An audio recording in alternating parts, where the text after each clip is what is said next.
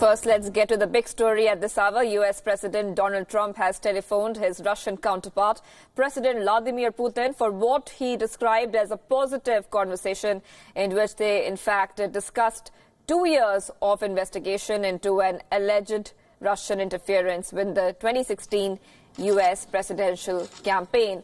Now, speaking to reporters at the Oval Office after the exchange with Putin, Trump claimed that Venezuela was on top of the agenda, claiming that both leaders want to see something positive happen for the country.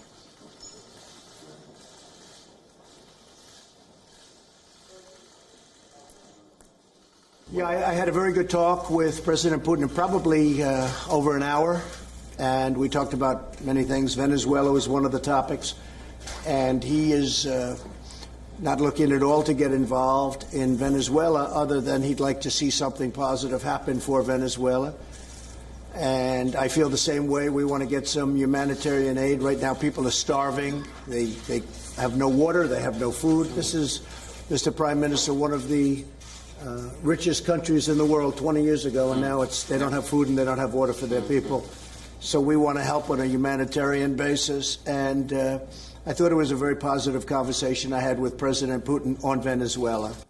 Now, the timing of the call, which comes just 2 weeks after the release of the Mueller report, indicates that President Trump is eager to lift the cloud of investigation from his dealings with Moscow, a fact, in fact, which has been reiterated by him during the press conference. Trump claimed that the U.S. may reach an agreement on nuclear deal with Russia, and even China may soon come on board with time. We're talking about a nuclear agreement where we make less and they make less, and maybe even where we get rid of some of the tremendous firepower that we have right now. We're spending billions of dollars on nuclear weapons, numbers like we've never spent before.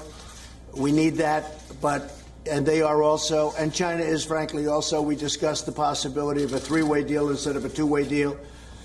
And China, I've already spoken to them. They very much would like to be a part of that deal. In fact, during the trade talks, we started talking about that. They were excited about that, maybe even more excited than about trade.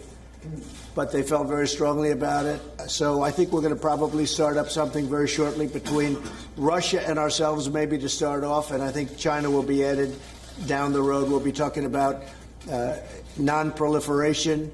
We'll be talking about a nuclear deal of some kind, and I think it'll be a very comprehensive one. Remember that Trump's dismissal of Russian election interference runs counter to the assessments of Mueller report, while his characterization of Russia's role in Venezuela contradicts the views of his own top advisors on both fronts. Russia has been blamed by Trump's own agencies, but the U.S. president does not think so.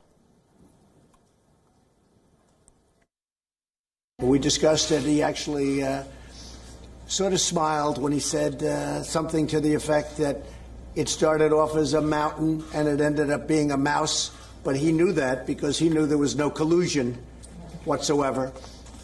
So pretty much that's what it was. It started off. Mr. President, did you tell him not to meddle in the next election? Excuse me. I'm answering this question. You are very rude.